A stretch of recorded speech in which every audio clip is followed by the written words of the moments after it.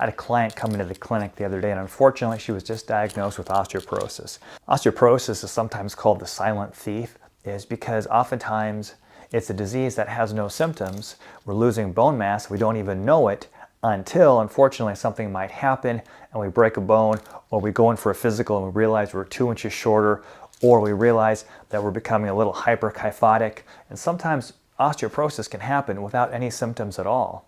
So we need to be proactive. So I asked this client what exercises she was already doing, and she likes to do Pilates and yoga and weight train. And so I asked her to show me some of the things that she was doing, and there are some things that unfortunately we needed to adjust. We'll talk about it in this video.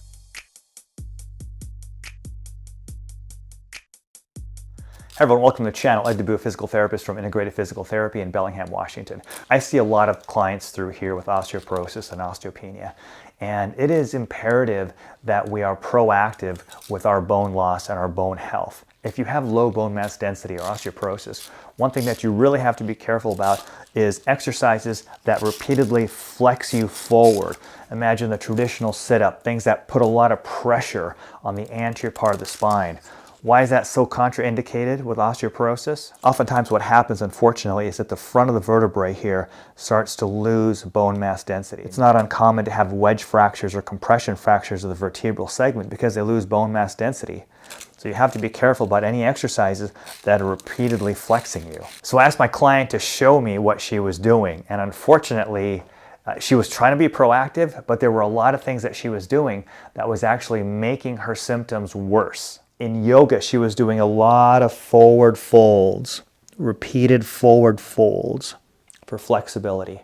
But unfortunately, what's happening is as I'm doing this, I want you to notice the rounding of my spine. So I definitely wouldn't do a lot of repeated forward bends. Then we talked about her abdominal work. So she got on the floor and she proceeded to show me some of the things that she was doing. So the first one that she was doing, a lot of us do bicycle type exercise. She had a medicine ball and was doing Russian twists. She would do some Pilates type work where she would slowly segmentally come down and then curl back up again. She would do V-sits, and then she'd finish up by doing the old school sit-ups.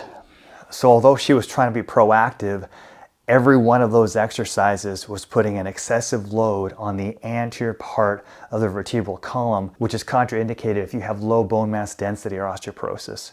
So what exactly should you be doing? You need to be working on exercises, especially postural exercises, that get you out of this position here and scapula back and down. I talk a lot about scapula in the back pocket, engaging the core, strengthening in neutral, getting rid of that hyperkyphosis that we have through our thoracic spine, and then doing a variety of exercises that strengthen up the back. If you want to learn more about a full complete exercise program and then some, make sure you check out livewell50.com, where I lay it out step by step. Not only do we talk about exercises, but we talk about the importance of micronutrients for bone density. There's a balance program, there's a walking program, there's a whole host of training exercises as well too. So LiveWell50, link down below. Hope to see you on the inside.